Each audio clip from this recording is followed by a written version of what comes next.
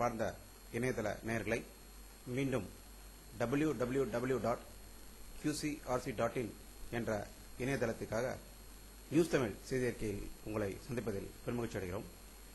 இன்று 19 நவம்பர் 2008க்கான முக்கிய செய்திகளை தற்போது பார்க்கலாம்.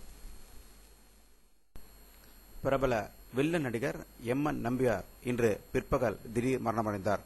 அவருக்கு வயது 89.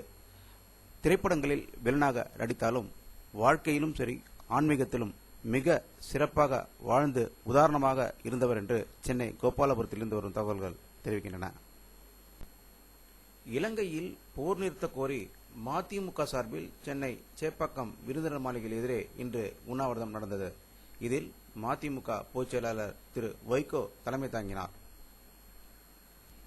இலங்கையில் நடப்பது என்ன என்று மக்களுக்கு விளக்கி கூறுவதற்காக தமிழ்நாடு முழுவதும் மாணவர் கூட்டமைப்பு சார்பில் பேன் பிரச்சாரம் செய்யப்படுகிறது.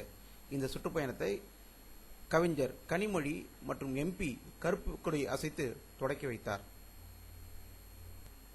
கர்நாடகாவில் உள்ள சிக்கமங்களூர் என்ற இடத்தில் 3 நக்சலைட் தீவிரவாதிகள் என்கவுண்டரில் சுட்டுக் கொல்லப்பட்டதாகவும் இந்த சண்டையில் ஒரு போலீஸ் அதிகாரி கொல்லப்பட்டதாகவும் கர்நாடகாவில் இருந்து வரும் செய்திகள் தெரிவிக்கின்றன. முன்னாள் இந்திய பிரதமர் திருமதி இந்திரா காந்தி அவர்களின் 91வது பிறந்த நாள் இன்று டெல்லியில் உள்ள சக்தி ஸ்தல்லில் இந்திய துணை ஜனாதிபதி திரு முகமது ஹமீத் அன்சாரி அவர்கள் மலர் தூவி அஞ்சலி செலுத்தினார்கள். RSS மற்றும் பஜன்தள் அமைப்புகள் தீவிரவாத குழுக்கள் அல்ல என்று பிரிட்டன் அரசு அறிவித்துள்ளது. மேலும் இந்த இரு அமைப்பு உறுப்பினர்களும் பிரிட்டனுக்கு வருவதற்கு எவ்வித தடையும் விதிக்கப்படவில்லை என்று கூறியிருக்கிறார்கள். சர்வதேச சந்தையில் கச்சா எண்ணெய் விலை கடந்த 22 மாதங்களில் இல்லாதவாறு பேரலுக்கு $55 குறைந்துள்ளது. இப்படிப்பட்ட ஒரு நிலையில் இந்திய பெட்ரோலிய மந்திரி திரு முரளிதரா அவர்கள் ஒட்டுமொத்த இந்தியர்களும் பெட்ரோல் டீசல் விலை குறையும் என்று எதிர்பார்த்திருந்த நேரத்தில் அவர் கடந்த வாரம் கூறிய செய்தி பெட்ரோலியத்துறை நிறுவனங்கள் நஷ்டத்தில் கண்ணீர் வடிக்கின்றனர் என்று கூறியிருந்தார். உண்மையில் இந்திய மக்கள்தான் கண்ணீர் வடித்துக் கொண்டிருக்கிறார்கள் என்பதை அவருக்கு யார் கூறுவார்கள் என்று அரசியல் வல்லுநர்கள் கருத்து தெரிவித்துள்ளனர்.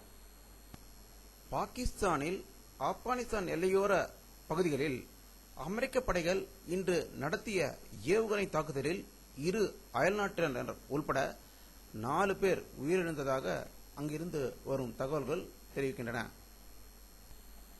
நடுக்கடலில் கப்பல்களை தாக்கி கொள்ளையடித்து வரும் சொமாலியா கடற்கொள்ளையர்களின் கப்பலை இந்திய கடற்படையினர் தாக்கி மூழ்கடித்ததாக கடற்படை செய்திக்குறிப்பு தெரிவிக்கிறது. வானிலை அறிக்கை 19 நவம்பர் 2008 காலை 11:30 மணி அளவில் எடுக்கப்பட்ட இன்சர்ட் பிக்சரை தற்போது பார்க்கிறீர்கள். தமிழகத்தில் மேகமூட்டம் இருப்பதை நன்கு தெரிகிறது. ஆங்காங்கே மழை பெய்வதற்கு அதிக வாய்ப்புகள் இருப்பதை இந்த படத்தின் மூலம் நாம் காணலாம். இத்துடன் இந்த செய்தி அறிக்கை நிறைவடைகிறது. மீண்டும் நியூஸ் தமிழ் செய்தி அறிக்கை உங்களை சந்திக்கும் வரை உங்களிடமிருந்து விடைபெறுவது உங்கள் கே. பாலாஜி. நன்றி.